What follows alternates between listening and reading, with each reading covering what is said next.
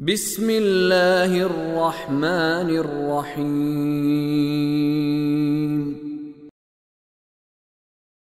قد جاءكم بصائر من ربكم فمن أبصر فلنفسه ومن عمي فعليها وما أنا عليكم بحفيظ۔ اب یہ سارا بیان کر کے اللہ تبارک و تعالی آیت نمبر 104 سورۃ الانعام میں کیا فرما رہا ہے؟ قد جاءکم بصائر من ربکم، بے شک تمہارے رب کی طرف سے تمہارے پاس بصائر، یعنی وہ دلائل، وہ باتیں کہ جو آنکھیں کھول دیتے، اندر کی آنکھیں کھول دیتے، دکھا دیتی ہیں چیزوں کو، وہ دلائل تمہارے پاس آ چکے ہیں، وہ بصیرت تمہارے پاس آ چکی ہے تمہارے رب کی طرف سے، یعنی ہر چیز اس نے روشن کر دی ہے، لیکن تم ہی چمکادڑ بنے ہوئے، تمہیں روشنی پسند نہیں آتی، تم کہتے ہو ادھر ہی گھسنا جہاں اندھیرا ہو۔ تمہارے رب کی طرف سے تمہارے پاس بصیرت افروز دلائل آ گئے ہیں، فمن ابصر فلنفسہ، تو اب جو دیکھے تو اس کا فائدہ بھی اسی کو ہے۔ جو اللہ نے دلیل باتیں بیان کی ہیں ان کی روشنی میں جو حقیقت کو دیکھے فائدہ اسی کو ہوگا۔ ومن عمی، اور جو اندھا بنا رہا، سامنے چیزیں ہیں لیکن پھر بھی اندھا بنا ہوا ہے، اور جو اندھا بن گیا فعلیہا، تو اس اندھے پن کا نقصان اور وبال بھی اسی پر آئے گا۔ وما انا علیکم بحفیظ، اور اے رسول ان سے کہہ دیجئے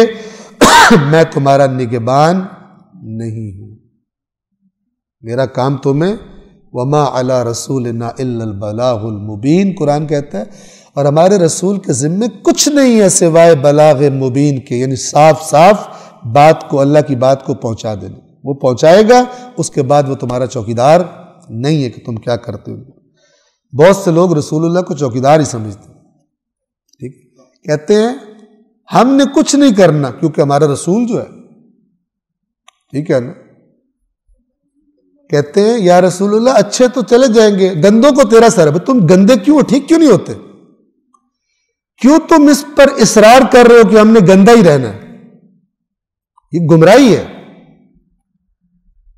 رسول تو آئے اس لیے کہ گندے اچھے بنے، تو تمہیں کیا اصرار ہے کہ تم کہتے ہو ہم نے گندے ہی رہنا، رسول بخشوائیں گے؟ یہ باطل ہے، خلاف قرآن ہے، خلاف اصل دین ہے۔ دین آیا انسان کی اصلاح کے لیے، لہذا یہ جو آپ بھرمار دیکھتے ہیں نا کرپشن کی، یہ پودا نکلا یہی سے ہے، ادھر سے ہی شے ملی ہے گندے کام کرنے کی، کیونکہ ہر کسی کو کسی نہ کسی نے لالی پاپ دیا ہوا ہے کہ تو اس کو چوس لے تو جنت میں چلا جائے گا، اور اصل دین کو تباہ کر کے رکھ، دین کو تباہ نہیں کیا، خود کو تباہ کیا ہوا۔ اسلام کی ایسی تصویر پیش کی ہے دنیا کو کہ کسی کا دل نہیں کرتا ادھر آئے، نفرت کرا دی۔ ذہن میں آتا ہے بار بار جو ہمارے ائمہ اہل بیت علیہ السلام کے فرمان ہے، جو فرماتے ہیں نا ہمارے لیے زینت کا باعث بننا، ٹھیک ہے، بعض جو اچھے کالجز وغیرہ ہوتے ہیں ان کے جو مثلا پرانے ٹیچرز وغیرہ اور جو بہت ہی زیادہ لگاؤ رکھتے ہیں، وہ بچوں سے جو آؤٹ گوئنگ جو بیچ کو جا رہا ہوتا ہے کہتے ہیں کہ یاد رکھنا تم فلان کالج میں پڑھے ہو، ایسی حرکت نہ کرنا کہ تمہارا کالج بدنام ہو۔ ادھر چھکے لگا رہے ہیں بدنامیوں کے، پھر بھی کہہ رہے ہیں اللہ پاک دے سونے رسول نے ہمیں یوں کر دینا، واہ واہ، مولا علی نے ہمیں یوں کر دینا۔ مولا علی اس لیے آئے تھے کہ تاکہ بدماشیاں کرو یہاں پر۔ اتنا باطل کہ اگر تم یہی دیکھنا چاہتے ہو کہ مولا علی کا مزاج کیا ہے، مولا کی زندگی تو پڑھ کے دیکھو، نہج البلاغہ کو تو پڑھ کے دیکھو کہ مولا کا کیا مزاج ہے، اپنے پاس سے گھڑ لیے مولا کا مزاج تم نے، ہر قسم کی خرافات کریں۔ اور پس جس نے آنکھیں کھول کر دیکھا اس نے اپنا ہی بھلا کیا ہے، اور جو اندھا بن گیا تو اس نے اپنا ہی نقصان کیا ہے، اور میں تمہارا نگہبان نہیں ہوں، حفیظ، میں تمہارا محافظ نہیں ہوں کہ تم خرابیاں کرتے رہو اور جب اللہ پکڑنے لگے تو میں آج نہیں یا اللہ چھوڑ دو، ایسا نہیں ہے، میں تمہارا حفیظ نہیں ہوں۔